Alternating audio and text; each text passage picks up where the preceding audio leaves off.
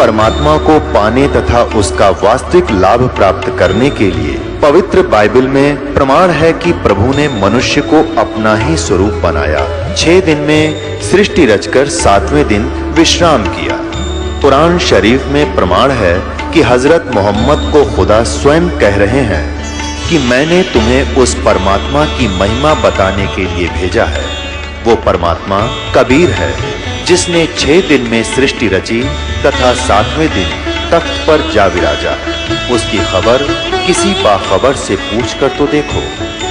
कृपया अवश्य सुनिए जगत गुरु तत्वदर्शी संत रामपाल जी महाराज के अमृत वचन।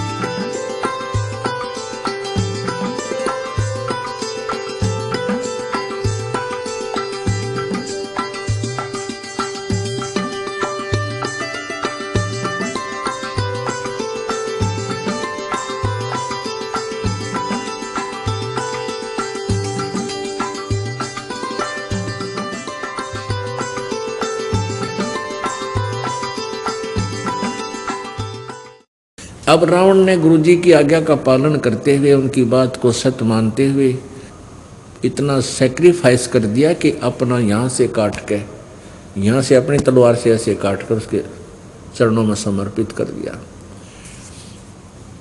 और उसको भगवान शंकर जी ने वापस दे दिया। फिर 10 बार ऐसे चढ़ा, 10 बार इसको वापस जीवित कर दिया। अपने आत्माओं, इतनी शक्ति इन महापुरुषों, इन त्रिलोकी नाथों में है कि जिसका जीवन शेष है और जो इन पर समर्पित होकर के कुर्बानी करता है तो ये उसके जीवन को वापस दे सकते हैं और सिद्धि रिद्धि भी दे सकते हैं, लेकिन ये सभी इस जीव के शत्रु हैं। अब रावण को उसके प्रतिफल में, अपने भगवान शिव की साधना के प्रतिफल में क्या मिला? सिद्धि मिल गई, आकाश में उड़ जाने की, और इतना रिद्धि मिल गई, इतना धन मिल गया कि सर्व सोने की लंका बना ली। जैसे हम तो मिट्टी की ईंट बनाते हैं, पकाते हैं, उसने सोने की ईंटों से अपने दीवारों की चढ़ाई करवा रखी थी और सोने की ही गारा मान ले, सोने को ही गारा बनाकर मेल्ट करके उसके ऊपर डाला गया था और सोने की ईंटों से वो महल बना रखे थे। अपने आत्मा अनंत में क्या रहा? राक्षस कहलाया, कुत्ते वाली मौत में रहा। गिरवर जोड़ बडेरे हैं ये माया के धनवंत, रावण की जो लुटेंगे जहाँ पाँव डे नहीं संत। इन नकली संतों के पास जो जाते हैं उनसे कोई उनके द्वारा दिए गए मंत्र से थोड़ी बहुत सिद्धि या 2 पैसे का लाभ हो भी जाता है तो अंत में बिरान मट्टी ड्यो की न्यू होगी, जैसे रावण की हुई। संत का अर्थ एक ही है, जो यथार्थ ज्ञान देता है और जिसके पास पूरा समाधान हो, आदेश हो, अधिकार हो नाम देने का। इस पृथ्वी पर वर्तमान में इस दास के अतिरिक्त किसी के पास भी नाम दान का अधिकार नहीं है और ना ही होगा जब तक ये दास है, क्योंकि वो जो नकली होंगे इस ज्ञान को सुनकर, इस दास से उपदेश लेकर, ये मंत्र जानकर स्वयं भी दान करेंगे, वो दुश्मन होंगे समाज के, क्योंकि उनको अधिकार नहीं है। जहाँ महिमा है संत की चरण कमल से हेत, जुगन जुगन उर्म रखो दुरु प्रहलाद संकेत। जहाँ मेरे संत, मेरे भक्त की महिमा है, जहाँ मेरा संत प्रचार करता है और उसकी चरणों में जिनका ध्यान है, यानी उसकी आज्ञा का पालन करते हुए अपनी सत भक्ति सत्कार के साथ कर रहे हैं, उन सभी आत्माओं को ऐसे रखूंगा जैसे ध्रुव और प्रहलाद की रक्षा मैंने की थी। ये संकेत बता रहा हूँ, एक उदाहरण दे रहा हूँ, एक आपको प्रमाण बताता हूँ परमात्मा बोल रहे हैं गरीबदास जी के माध्यम से, कबीर जी बोल रहे हैं। गरीबदास जी को जो ज्ञान दे दिया, गरीबदास जी ने आगे बोला, जा महिमा है संत की चरण कमल से हेत, जहाँ मेरे संत का सत्कार होता है और उनके चरणों में प्रेम है, उनके प्रति श्रद्धा है, जिन भक्तों की उनकी मर्यादा में रहते हैं, भक्ति करते हैं, तो जुगन युगन उर मैं रखूं ध्रुव प्रहलाद संकेत। ये संकेत दे रहा हूं जैसे ध्रुव और प्रहलाद की रक्षा की थी, युगन युगन तुम्हारे ऐसे साथ रहूंगा। साधु सुरत के गहने में बसे हजूर अमान, जागर निंदा संत साध की सो घर डूबे जाने।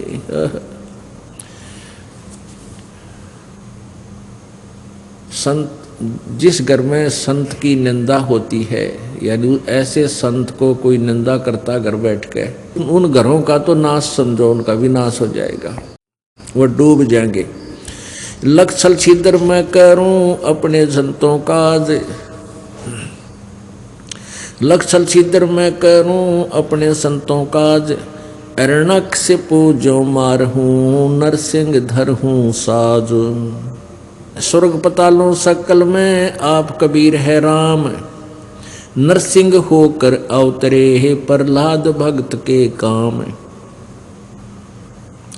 जहाँ जन की महिमा सुनो ताम गवन करंत, वो तो नगर अमान है जहाँ मेरे प्यारे संत।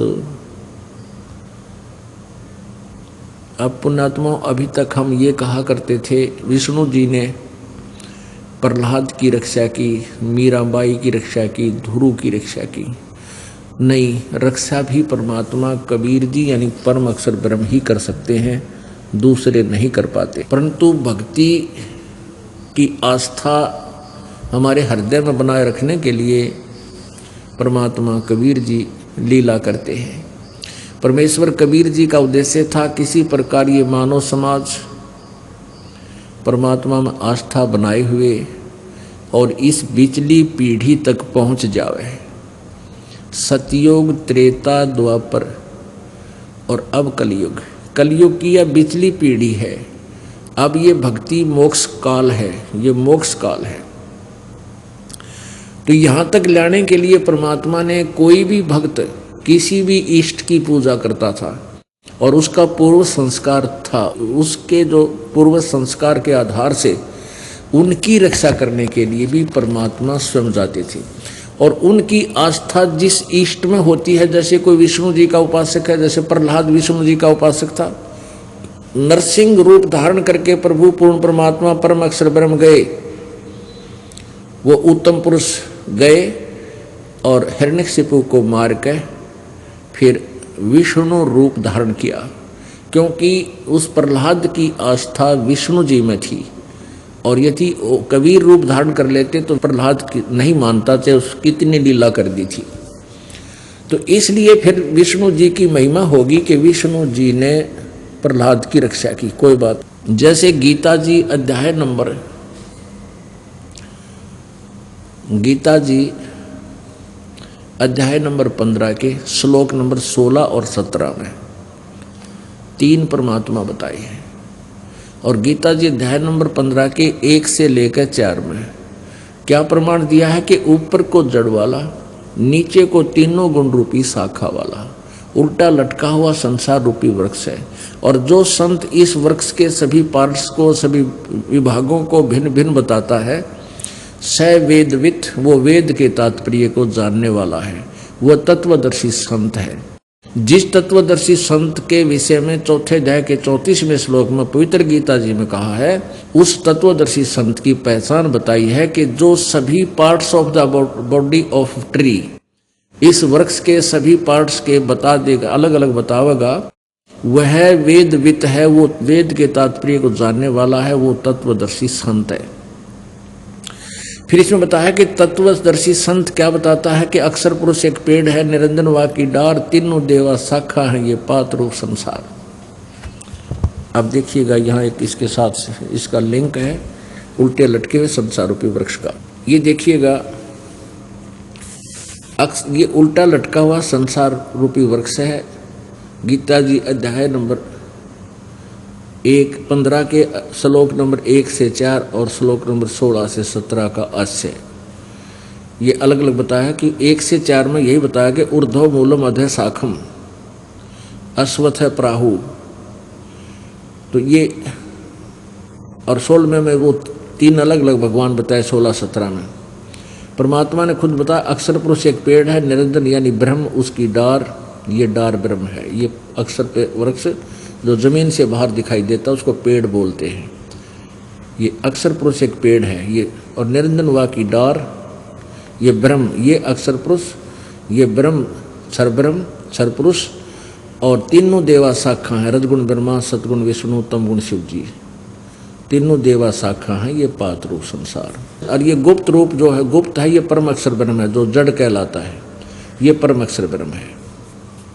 ये पूर्ण ब्रह्म कबीर जी है, कबीर साहब है। तो इसमें क्या बताया कि ऊपर को जड़ वाला, नीचे को तीनों गुण रूपी शाखा वाला उल्टा लटका हुआ संसार रूपी वृक्ष है,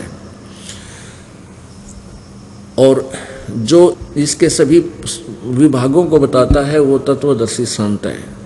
और तत्वदर्शी संत के बाद तत्व ज्ञान प्राप्त होने के उपरांत उस परम पद परमेश्वर की खोज करनी चाहिए, जहां जाने के बाद साधक फिर लौटकर संसार में कभी नहीं आते, जिनकी जन्म मृत्यु कभी नहीं होती, जो पूर्ण मोक्ष प्राप्त करते हैं।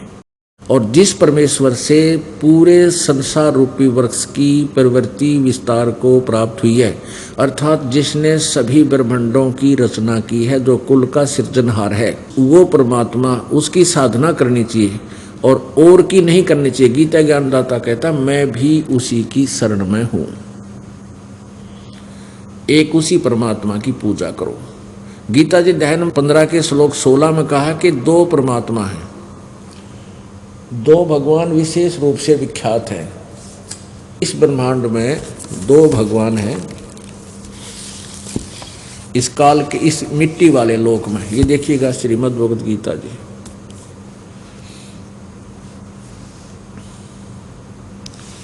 और गीता प्रेस गोरखपुर से प्रकाशित है। जयदयाल गोविंद का इसके अनुवादक हैं, जयदयाल गोविंद का।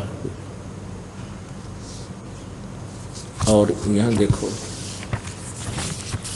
इसके अध्याय नंबर 15 के श्लोक नंबर 16-17 में आपको दिखाते हैं।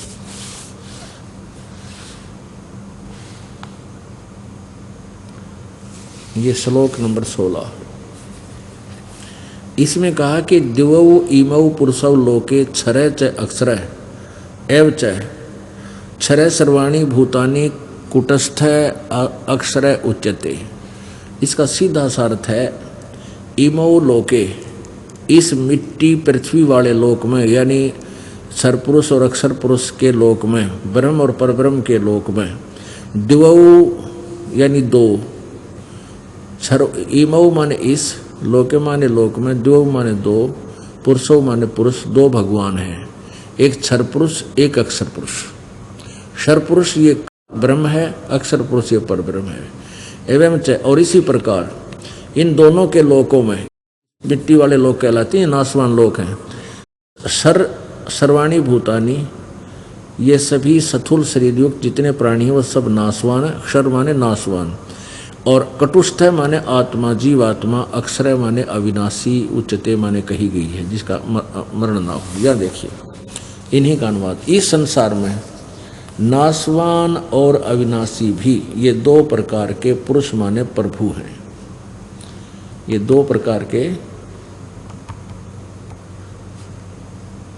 इस संसार में नाशवान और अविनाशी भी ये 2 प्रकार के पुरुष माने 2 प्रकार के भगवान हैं। 2 प्रकार के प्रभु, इनको क्षर पुरुष और अक्षर पुरुष भी हम लिख सकते हैं। और संपूर्ण प्राणियों के शरीर तो नाशवान है और जीवात्मा अविनाशी कहा जाता है, तो अंडरस्टूड है। अब 17वें में कहा कि उत्तम पुरुष है तो अन्य, उत्तम पुरुष है तो अन्य परमात्मा इति उदाहरते। उत्तम पुरुष तो ऊपर वाले जो 16वें श्लोक में वर्णित दोनों से कोई न्यारा है, अन्य है, उत्तम पुरुष तु अन्य परमात्मा इति उदाहरते है। ये लोकत्रयम् आविश्य विभर्ति अव्यय ईश्वर है। इन्हीं के शब्दों में अनुवाद देखिए। उत्तम पुरुष तो अन्य ही है, यानी उन ऊपर वाले दोनों भगवानों से कोई श्रेष्ठ परमात्मा तो और ही है, जो तीनों लोकों में प्रवेश करके सबका धारण पोषण करता है। अविनाशी परमेश्वर परमात्मा इस प्रकार कहा गया है। अपने आत्माओं, यहाँ प्रसंग चल रहा है कि परमात्मा स्वयं बता रहे हैं कि हमने ही नरसिंह रूप धारण करके हिरण्यकशिपु को मारा और प्रहलाद की रक्षा की। श्री रामचंद्र जी पर रावण नहीं मरा था और कई दिन तक युद्ध होता रहा। जब ये भगवान भी जब अपने को मुसीबत में देखते हैं, तब ये भी परमात्मा को याद करते हैं। तो वो परमात्मा देखता है कि इनके पुण्य के आधार से फिर वो जाकर उनका धर्मी अधर्मी का भी सतर परमात्मा देखता है, किसका दोष गना है, तो फिर वो उसी की रक्षा करता है जो निर्दोष होते हैं। तो परमेश्वर कबीर जी ने जाकर ही रावण के देखो सब लीला मालिक के हाथ में होती है। क्रिया करता दिखे राम। पहले राम वो धनुष था, सारे काम कर रहा था, कुछ नहीं कर पाया। अब ये कहने की बातें हैं कि विभीषण ने बता दिया कि उसकी नाभि में अमृत था, ये तो जाते बता दिया था विभीषण ने, और उसके बाद तो छक्के छुटा दिए थे रावण ने श्री रामचंद्र जी के। जब उसने याद किया कि कुकर मरा कसाई सिर मारता हूँ तो कट जाता है और फिर उगाता है, और नाभि में ये तीर लगने नहीं दे रहा, वो भी बहुत बड़ा सूरवीर था। तब परमेश्वर कबीर जी ने आकर निशाना साधा, रावण दिखा था, राम चलाता और ठोक्या परमात्मा ने। यानी वो बाण, उसके बाण से राम के बाण को बचाकर नाभि तक पहुंचाना, यही क्रिया परमात्मा की थी। किसको क्रेडिट देंगे? पूर्ण परमात्मा को। न राम तो पहले मारे न था, लग गया को नहीं, छक लिया था उसके। तो यहाँ क्या कहते हैं, सोचल छीदर मैं करूं अपने संता काज, हिरण्यकशिपु जो मार दो नरसिंह दर के साज। जो जन मेरे शरण है ताका हूं मैं दास, और गेल गेल लाग्या फरू जब लग धरती आकाश।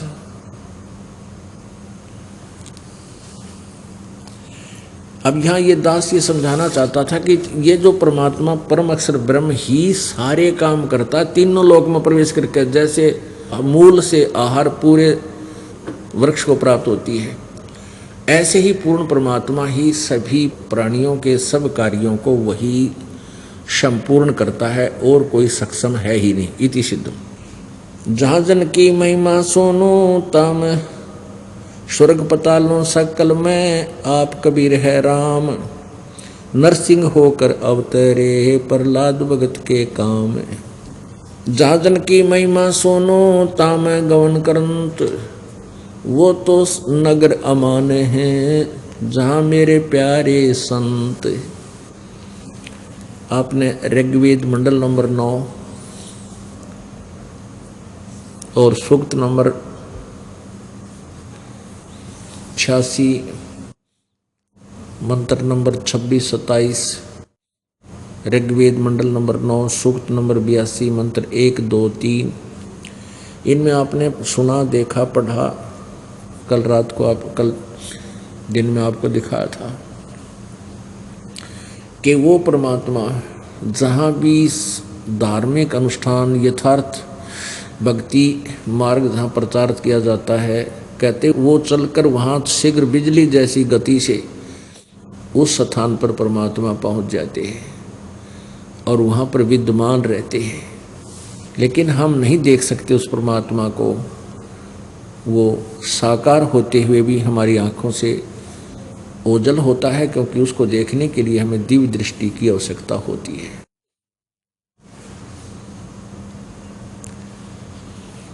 जहाँ जन की महिमा सुनो ताम गवन करंते, वो तो नगर अमान है जहाँ मेरे प्यारे संत, चैन अमन कि वहाँ तो वो नगर सुख से बसेगा जहाँ मेरे प्यारे संत हैं, भक्त हैं और जिन्होंने उपदेश ले रखा है, सत भक्ति कर रहे हैं। उस नगरी में उन भक्तों को कहते हैं कोई दुख नहीं होने दूंगा, उस नगरी को भी नहीं होने दूंगा।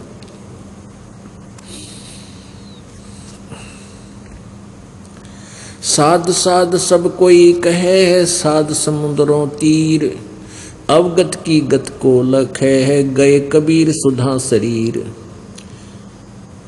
संत सकल के मुकुट में साईं साध समान, बड़ भागी वे हंस हैं जिनकी संतों नाल पिछाण। संत सकल के मुकुट हैं साईं साधु जान, और बड़ भागी वो हंस हैं जिनकी संतों नाल पिछाण। क्या बताते हैं कि संत सकल के मुकुट हैं, शिरोधार्य हैं वो संत, मुकुट सिर पर रखा जाता है, कहते हैं यूं रखने जोगे हैं वो संत। और साईं साध समान, ऐसे संत, ऐसा भक्त, ऐसा संत गुरु तो परमात्मा के तुल्य होता है। साईं साध समान, वो साधु तो साईं यानी भगवान के तुल्य होता है। और बड़ भागी वो हंस हैं, भक्त हैं जिनकी ऐसे संतान नाल पहचान, जिनकी ऐसे संत के साथ जान पहचान अर्थात वहाँ उसका संपर्क हो चुका है। संत शिरोमणि बसत हैं चरण कमल भगवान, गरीबदास सतगुरु बिना हंस न पावे जान। गरीबदास जी कह रहे हैं कि सच्चे गुरु के बिना संत शिरोमणि बसत हैं और चरण कमल भगवान। वो संत शिरोमणि संत तो परम संत होते हैं, वो प्रभु के चरणों में रहते हैं। और जो समर्थ के चरणों में यानी रहता है उसका नौकर है, तो फिर वो उसका तो कल्याण होना ही होना है। और गरीबदास जी कह रहे हैं सतगुरु बिना हंस ना पावे जान, यानी वो सतलोक नहीं जा सकता।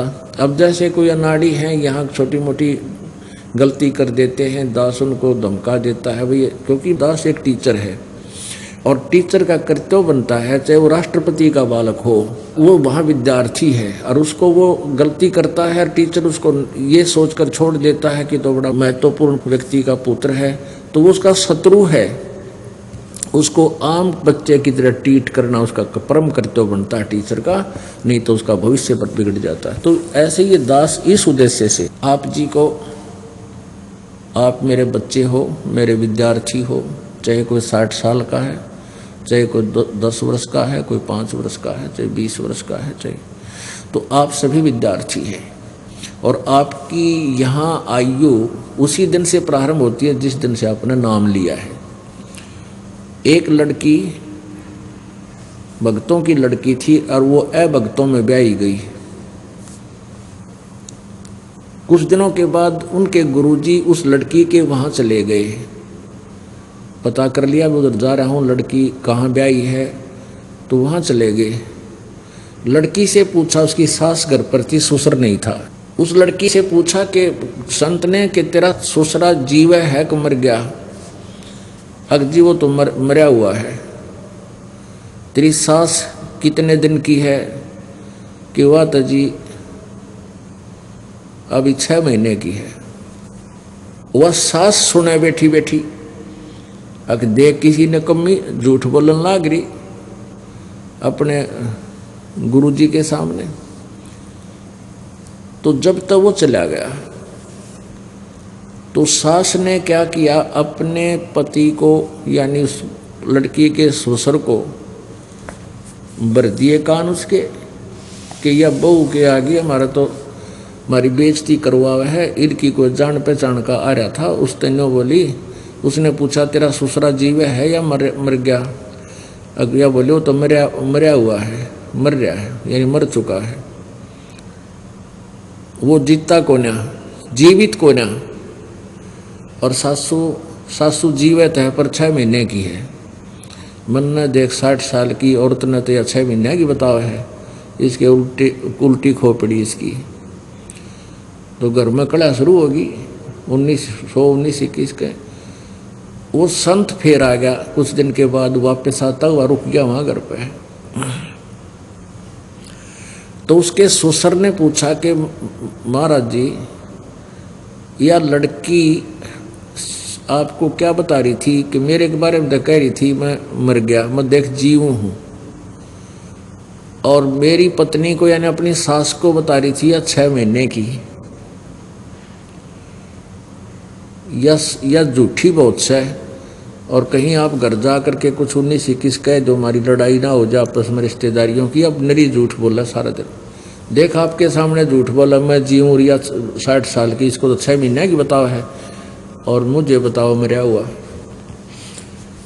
वो सारे इकट्ठे हो गए, लड़की भी बुला ली, उसकी सास भी बुला ली संत ने। तो फिर वो समझाने लगा कि आप जीवित हो आपके दृष्टिकोण से, लेकिन हमारे दृष्टिकोण से तो आप जीवित नहीं हो संत मते में, क्योंकि आपने भगवान का नाम ना ले रखा। आप तो मिट्टी कैसे हो, आपका समझ में ना रही कहानी। आपके घर में चर्चा चलाती है लड़की, भगवान की के बारे में जानकारी भी देती है, और आप तो फिर मिट्टी हो, जीवित कहाँ हो? जीवित होते तो नाम ले लेते। आपकी पत्नी जीवित है, और इसने अभी 6 महीने पहले उपदेश लिया होगा। वह बोली हाँ जी, उड़े बैठी थी, कहाँ 6 महीने पहले मैंने यह लाई है दुआ का एक नाम, वो यहाँ संत आ रहा था 6 महीने पहले। उसने कहा संत ने कि माई, जिस दिन सतगुरु भेंटिया और वो दिन लेखे जान, बाकी समय खो दिया बिना गुरु के ज्ञान। जिस दिन से तुम्हें उपदेश मिला है उस दिन से तुम्हारा मनुष्य का जीवन माना जाता है, उस दिन के बाद तुम्हारी एज गिनी जाती है।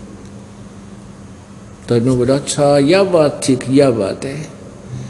तो ससुर ने भी नाम ले लिया, 2 दिन रोक्या संत, वहाँ पर ज्ञान हुआ, चर्चा चली, फिर नाम लिया। फिर उन्होंने कहा कि आज जीवित है तू, और आज एक दिन का आज जन्म हो गया तेरा जिस दिन नाम मिला। तो यहाँ यही बताया जाता है, ये दास आप जी को उस बच्चे के तुल देखता है, कोई 2 दिन का है, कोई 10 दिन का, कोई 6 महीने, जिसने प्रवेश पाया है यहाँ हमारे इसमें, उसी दिन से आपकी एज फैक्टर लाई जाती है। कोई 4 वर्ष का है, कोई 2 वर्ष का, कोई 3 वर्ष का, तो फिर भी आप बालक ही हो। और जब तक आप इस विद्यालय में हो तो आप विद्यार्थी हैं, और दास टीचर है, और टीचर का कर्तव्य बनता है आपको समझाने का और आपको धमकाने का, आपको बच्चा समझ के कहीं आप अपनी मनुष्य जीवन को बर्बाद ना कर दो। तो ऐसे कोई ऐसे छोड़कर चला जाते हैं, जैसे कोई गलती करता है उसको करड़ा भी करते हैं, ज्ञान भी समझाते हैं, और जब बार बार नहीं मानता है तो उसको ये भी कह देते तो आश्रम में मत आना। क्योंकि अच्छे जो स्कूल होते हैं, विद्यालय होते हैं, वो निकम्मे बालक न रक्षा नहीं करते, 1 2 बार 4 बार उसकी परीक्षा लेकर के उसको निकाल देते हैं स्कूल से कि हमारा रिजल्ट खराब ना कर दे। तो वो व्यक्ति फिर क्या करते हैं नालायक, ये कहते हैं कि हम तो अपने घर में भक्ति कर लेंगे, अपने घर पर भक्ति कर लेंगे। कहते हैं परमात्मा ने क्या सतगुरु संगत छोड़ कर चाहे लाख वर्ष तपकीन, और इंद्री कर्म ना मोक्ष होए फिर काल के आधी।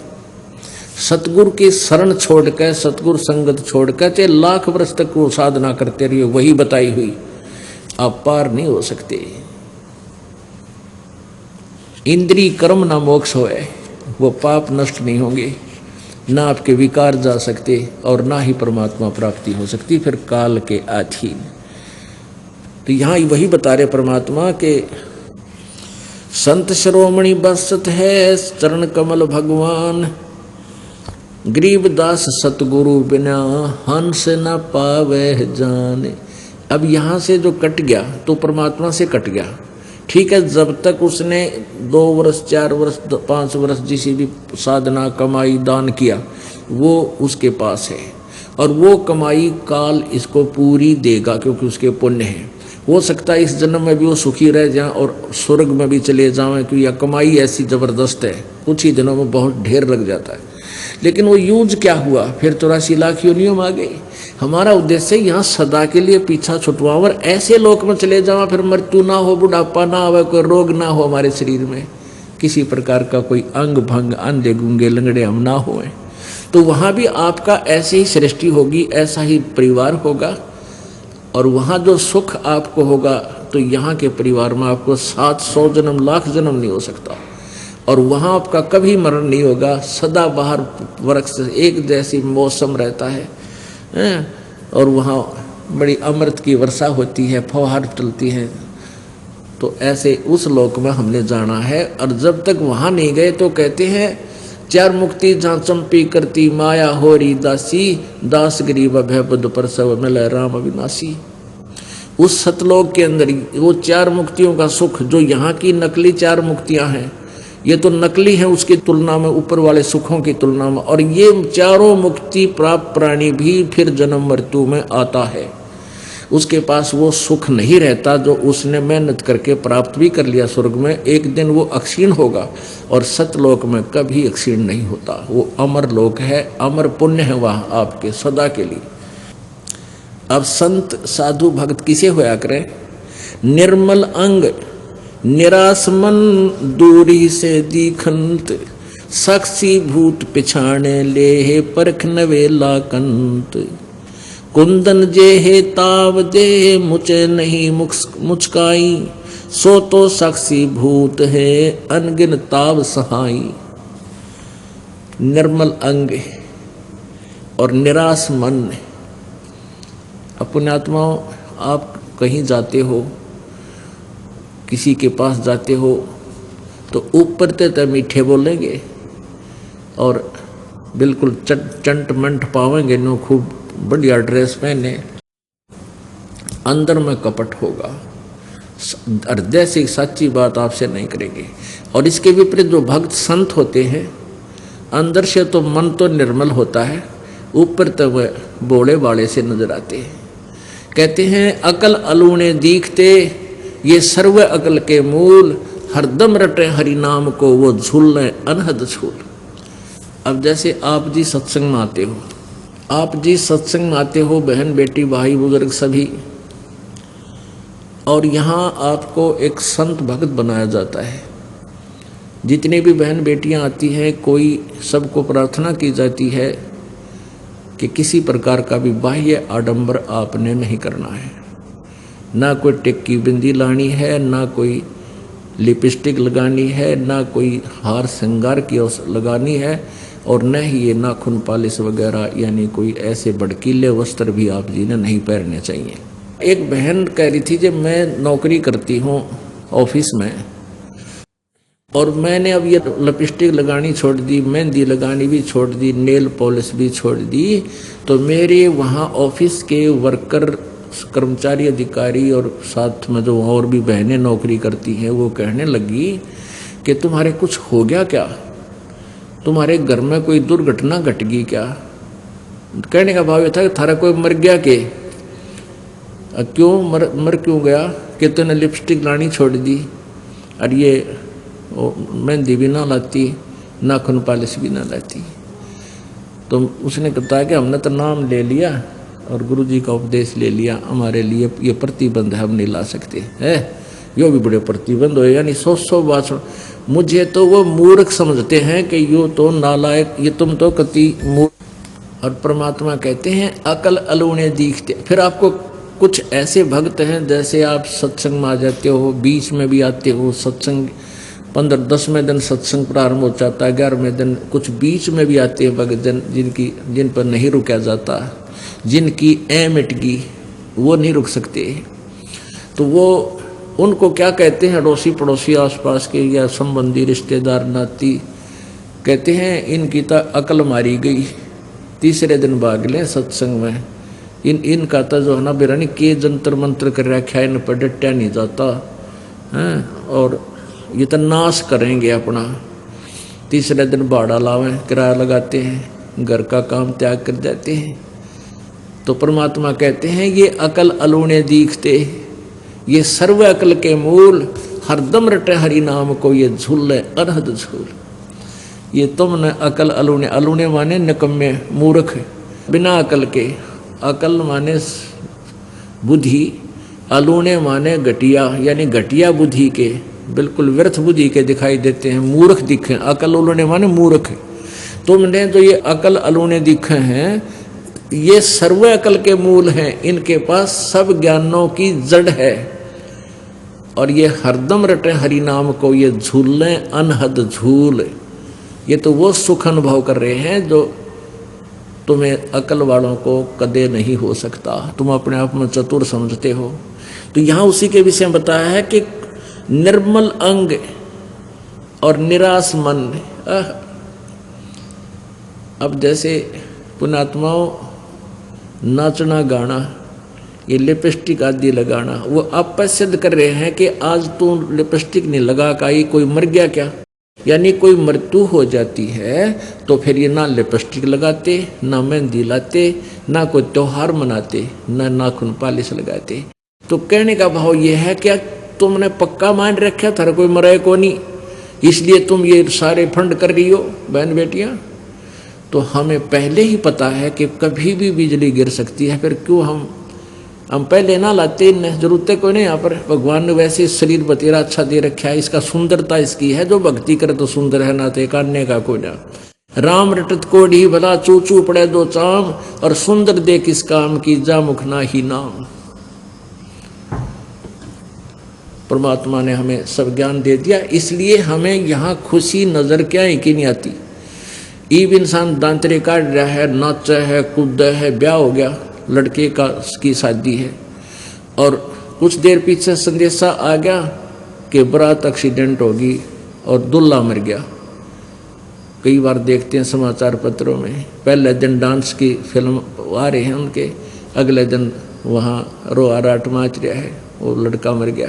जैसे नानक साहब जी कहते हैं, ना जाने काल की कर डारे किस विध डल जा पासावे, और जिनाते सरते मौत खुड़क दी उनानु केड़ा हासावे। यहाँ 1 सेकंड का भी भरोसा नहीं किसका किस पे बिजली गिर जा। ये पीछे देखो पोलैंड के पूरा कैबिनेट यानी पूरा मंत्रिमंडल राष्ट्रपति समेत जहाज में जावा था, 95 आदमी 1 सेकंड में मृत्यु को प्राप्त हो गए, एरोप्लान क्रैश हो गया। और उनकी कितनी उमंग थी, कितने ठाठ बाट थे। तो यहाँ पीछे ये आंध्र प्रदेश का मुख्यमंत्री, और उससे पहले ये हरियाणा के 2 कैबिनेट मंत्री हेलीकॉप्टर में पड़ कर मर गए 1 सेकंड में। तो यहाँ परमात्मा कहते ना जाने के बिजली गिर जाए, यहाँ पर ना जाने काल की कर डारे किस विध ढल जा पासावे, और जिनाते सरते मौत खुड़क दी। और वह भी दांतरे का डाड़ खुशी मनाओ, डरते नहीं काल से, भगवान नहीं बचते हैं, तो उनानु केड़ा हासावे। फिर क्या बताया है कि नानक जी से पूछा कि क्या आप कभी खुश नहीं होते, आप ऐसे ही रहते हो? कहते मैं खुश होता हूँ जब मेरे शिष्य इस संसार से में जाते हैं सत्संग सुनकर, और फिर जो के तो वापस आ जाते हैं, उनसे डगमग नहीं होते। मुझे डर रहता है कि मेरी फसल में कोई कीड़ा ना लग जाए और वो खत्म कर दे मेरे पौधे को। और जब तुम वापस आ जाते हैं सभी ये संत भक्त मेरे, तो मुझे बहुत खुशी होती है। साध मिले साड़ी शादी होंदी, और विछड़ जाए दिलगिरी वे, अखते नानक सुनो जहाना मुश्किल हाल फकीरी वे। कहते हैं इस गंदे लोक में नकली संतों ने जनता को भ्रमित कर रखा। यहाँ पर फकीरी माने साधना भक्ति, या बड़ी मुश्किल होगी है। इन नकली संतों के झूठे ज्ञान से ये प्रभावित हो जाते हैं बच्चे, और यथार्थ ज्ञान से विचलित हो जाते हैं, फिर इनके ऊपर बहुत आपत्तियां आती हैं। ये जब मेरे भक्त मेरे पास आते हैं तो मुझे खुशी होती है, लेकिन हम इस खुशी को नाच के गा कर प्रकट नहीं करते, अंदर अंदर हमारे अंदर महसूस होता है। साध मिले साड़ी शादी होंदी, और जब ये चले जाते हैं विछड़ जाए दिलगिरी वे, दिलगिरी माने दुख होता है। क्यों होता है? ये टेंशन बन जाती है कि कहीं इनको कोई भ्रमित ना कर दे और इसका जीवन बर्बाद हो जाए। बहुत प्यारी आत्मा का मुश्किल से रास्ता मिला है। तो अखदे नानक सुनो जहाना, या मुश्किल हाल फकीरी वे, फकीरी माने भक्ति साधना। कहते यह मुश्किल इसलिए होगी कि नकली संत गणे हो गए, ये बर्बाद कर देते हैं, भ्रमित कर देते हैं। तो यहाँ उसी का अंतर है कि निर्मल अंग निराश मन, अंदर तो आत्मा साफ है इनकी, और ऊपर तो ये सीधे कति उदास से दिखाई देते हैं भक्त। आप देखते हो कोई मेला भरा कि तब धार्मिक भी मेले भरते हैं ना, वहाँ भी ये बाण बेटियाँ और भगत सारे बढ़िया ड्रेस गाड़ कर जाएंगे, सारी लिपस्टिक श्रृंगार करके जाएंगे, थोड़ा जनो है बकवाद करने जाओ हैं। और यहाँ आते हैं, आप देख लो किसी के चेहरे पर अंदर से बोलोगे बड़े प्यार से, सत साहेब भाई नमस्कार बहन, सत साहेब बहन बेटी, सबको आदर से बोलेंगे, और ऊपर तो इसे लगेंगे जनो इनका कि मैं खो गया। तो हमारी वस्तु बहुत कीमती खो चुकी है, उसको तलाश कर रहे हैं।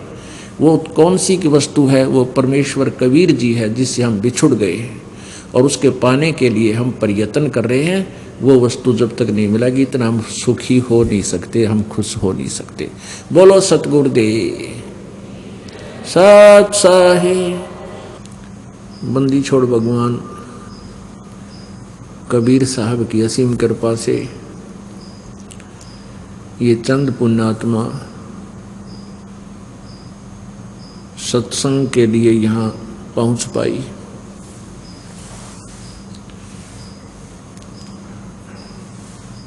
परमात्मा की असीम कृपा से ऐसे शुभ समागम हुआ करते हैं,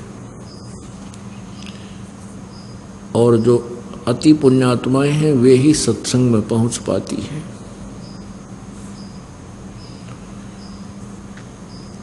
पुण्यात्माओं, धन्य आपके माता पिता जिनसे जन्म हुआ,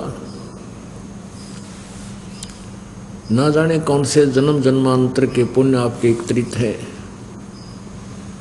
जिस कारण से आपको सतलोक आश्रम बरवाला का ये सत्संग पर सुलभ हुआ। लाल की कीमत जौहरी जानता है, उसको स्वयं को पता नहीं होता। ये दास जौहरी हो चुका है अध्यात्म ज्ञान का, तत्व ज्ञान का, और ये दास बता सकता है कि आप कितनी पुण्यात्मा हैं। जैसे परमेश्वर ने हमें एक पैमाना बताया है, एक मेजरमेंट का तरीका बताया है। लखबर सूरा जूझ ही लखबर सावत दे, और लखबर यति जहान में तब की तो सतगुरु शरणा ले। लखबर सूरा जूझ ही, सूरवीर व्यक्ति एक बहुत ही पुण्यकर्मी प्राणी होता है। उसके अंदर एक विशेष गुण होता है कि वो कभी अत्याचार न करता है न सहन करता है। ना तो वो करता है न ही वो सहन कर सकता है, उसकी जान जा सकती है। और वो अपने उद्देश्य को पूरा करने के लिए वो शीश दे सकता है, पीछे नहीं हटता। उसके अंदर कोई भी दुराचार अवगुण नहीं होता है। ऐसे पुण्यात्मा भी आप लाखों बार रहे हो, और लख बार सावत दे, एक सावत शरीर बोलते हैं जो जिस पुण्यात्मा के हाथ घुटनों से नीचे तक हो, एक हाथ हो वो भी पुण्यात्मा है, जिसके दोनों हाथ घुटनों से नीचे हों वो अति पुण्यात्मा होता है। तो ऐसे भी आप लाखों बार रहे होगे, और लख पर यति जहान में, हनुमान जैसे यति कहते ऐसे भी तुम लाखों बार रहे होगे।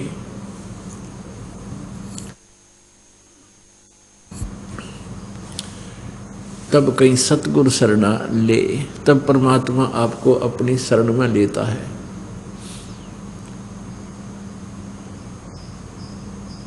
बताओ, आज जो आपको शरण मिली है, आप किसी ना किसी जन्मों में इतनी पुण्यात्मा भी रहे हो। अब उनसे भी इतना कुछ पुण्यात्मा ऐसे विशेष चर्चा के विषय भी बने रहे, जैसे हनुमान जी जैसे जति, और भी बहुत से ऐसे महापुरुष हैं जिनके विषय में बहुत सी कथाएं चली हैं कि वो ऐसे महान थे, ऐसे महान थे, लेकिन मोक्ष ना होया, मुक्ति उनकी हुई को नहीं, इसलिए वो भ्रम भटक रहे हैं। परमात्मा कहते हैं कि गोरख से ज्ञानी घड़े। कबीर परमात्मा जी के संपर्क में आने के उपरांत गोरखनाथ जी को ये ज्ञान परमात्मा का सुना हुआ उसने भी कंठस्थ कर लिया और वो जगह जगह जाकर ज्ञान सुनाता था। कुछ उसके पास सिद्धि थी जिस कारण से उसने कई करोड़ों व्यक्तियों को अपने पीछे अनुयायी भी बना लिया था। और गोरखनाथ जी बहुत प्रसिद्ध हो गए थे कि गोरख जैसा ज्ञान नहीं किसी के पास, क्योंकि परमात्मा कहते हैं बेखों के लश्कर फिरे ये बाणी चोर कठोर, और सतगुरु धाम ना पहुंचेंगे ये 84 के ढोर। सुखदेव जी जो ऋषि थे, एक बार उनके पास एक अप्सरा आई उसका सत जगाने के लिए, तो उसने भी उस अप्सरा को यानी सुंदर स्त्री को यही कह करके अपने से दूर कर दिया था, हे बेटी, हे बहन, हे माई, आप यहाँ किस लिए आई। तो कहने का भाव यह है कि इस पॉइंट से सुखदेव जी की महिमा बहुत गणी होगी थी। भाई ये बहुत ही बड़ा इंद्रिय जीत व्यक्ति है। तो सतगुरु क्या बताते हैं, गोरख से ज्ञानी गणे और सुखदेव जति जहान, सीता सी बहु भारिया संत दूर अस्थान। गोरख से ज्ञानी गणे और सुखदेव जति जहान और सीता सी बहु भारिया संत दूर स्थान। ओह, क्या बताते हैं कि गोरख जैसे ज्ञानी प्रसिद्ध बहुत पा जाएंगे और सुखदेव जैसे जति भी बहुत मिल जाएंगे और सीता जैसी अच्छी आत्मा पत्नी भी बहुत मिल जाएंगी, लेकिन संतों के घर बहुत दूर है, यानी भक्त के घर बहुत दूर है। पुण्यात्माओं, कितना गूढ़ रहस्य है सूक्ष्म वेद के अंदर परमात्मा की अमर वाणी में। तो आप संत भक्त हो, आप वो पुण्यात्मा हो, आपकी तुलना में न तो सीता और न सुखदेव और न ही गोरख, क्योंकि आप अभी बालक हो, तत्व ज्ञान से परिचित नहीं हो, आपका भी जन्म हुआ है। जन्म होने का तात्पर्य कि जिस दिन सतगुरु भेंटिया वो दिन लेखे जान, बाकी का समय व्यर्थ गया और बिन सतगुरु के नाम। जिस दिन से आपको ये नाम प्राप्त हुआ है उस दिन से आपका मानव शरीर जाना जाता है। आज किसी ने 1 महीना हो गया नाम लिए न, तो 1 महीने का बच्चा ही है, बेटी या बेटा। किसी ने 2 वर्ष हो गए हैं तो 2 ही वर्ष का बालक है। किसी ने 4 वर्ष हो गए हैं तो 4 ही वर्ष का बच्चा है, क्योंकि अभी तक हमारी बुद्धि इमैच्योर थी। अब हमारी बुद्धि, हमारा ज्ञान मैच्योर होता जा रहा है और वो मैच्योर भी धीरे धीरे बढ़ रहा है। जैसे आप किसी ने एक वर्ष हुआ नाम लिए तो उसको उतना ही ज्ञान हुआ है, किसी ने 2 वर्ष हुए हैं तो उसकी उतनी ही बुद्धि विकसित हुई है। तो आप बच्चे हो इस मार्ग के। हमने इन सिद्ध पुरुषों की कथाएं सुनी थी, लेकिन ये भी मोक्ष नहीं प्राप्त कर सके। और परमात्मा के पाने के लिए एक विशेष कसक आपके अंदर होनी चाहिए, परमात्मा तभी मिलता है। कैसी कसक होनी चाहिए परमात्मा पाने के लिए, कितनी तड़फ बने। जब आपको ये ज्ञान हो जाएगा कि ये संसार में जो भी वस्तु है ये आपकी नहीं है, और इस ज्ञान से आपको ये भी विश्वास हो जाएगा, परमात्मा कहते हैं दृष्टि पड़े सो फना है, धर अंबर कैलाश, या कृत्रिम बाजी झूठ है, तुम सुरत समो श्वास। जो कुछ भी आपको दिखाई देता है ये सब नासवान है, 21 ब्रह्मांड भी नासवान है। दृष्टि पड़े सो फना है, धर अंबर कैलाश, धर माने धरती आसमान और ये कैलाश पर्वत जो शिव जी का धाम बताते हैं। और ये बनावटी बाजी, बनावटी सृष्टि है, ये नकली। अब तो आप पता लग गया है कि पृथ्वी कैसे है। पृथ्वी एक गेंद की तरह हवा में उड़ रही है, और ये स्वयं भी घूम रही है और ऐसे भी भाग रही है। सूर्य के चारों तरफ ये बहुत लंबा चौड़ा क्षेत्र तय करती है और इसकी बहुत स्पीड है, लाखों किलोमीटर प्रति घंटा की स्पीड से ये ऐसे दौड़ रही है और स्वयं भी पर अपने आप ये ऐसे भी एक चक्कर काट देती है 24 घंटे में। ऐसे भी ये 24 घंटे में एक पूरा चक्कर कर लेती है और ऐसे भी भाग रही है। ये सभी लोक, ये ग्रह जितने भी हैं आपको दिखाई देते हैं। ये विष्णु का लोक, शिव का लोक, ब्रह्मा का लोक, स्वर्ग, महास्वर्ग, ब्रह्मलोक, ये सभी ऐसे हवा में चक्कर काट रहे हैं और इन सब का नाश होएगा एक दिन। केवल एक स्थान है सत्यलोक, उसका कभी विनाश नहीं होता। तो आपके हृदय में यह बात जच जाएगी कि हम ऐसे स्थान पर रह रहे हैं जब ये कभी भी विनाश को प्राप्त हो सकता है, और एक स्थान ऐसा है जो कभी नाश नहीं होता और वहाँ जाने के बाद मृत्यु नहीं होती। तो उसको पाने के लिए होय होय कैसी तड़प हो आपकी। अब आपको कुछ ऐसी कथाएं सुनाते हैं, फिर आपकी तुलना करेंगे कि आप कितने पुण्यकर्मी प्राणी हो, और आपको अब सहज में भक्ति मिल रही है क्योंकि आप पिछले जन्म जन्मांतर में ऐसी महान आत्मा रही हो। लेकिन सतगुरु ना मिलने से, सतगुरु मिले तो आपने उन पर विश्वास नहीं किया, कुछ दिन साधना की फिर छोड़ गए, उसके परिणाम स्वरूप आप भटकते रहे। अब कैसी कैसी प्रयत्न किए हैं परमात्मा पाने के लिए महापुरुषों ने, लेकिन उनको भगवान, किन को भगवान मिले और किन को ना मिले। जैसे प्रसंग चल रहा था सुबह भी और कल दिन में भी और शाम को भी, कि आपके अंदर अभी आप बालक हो, बिल्कुल बच्चे हो भगवान के मार्ग के,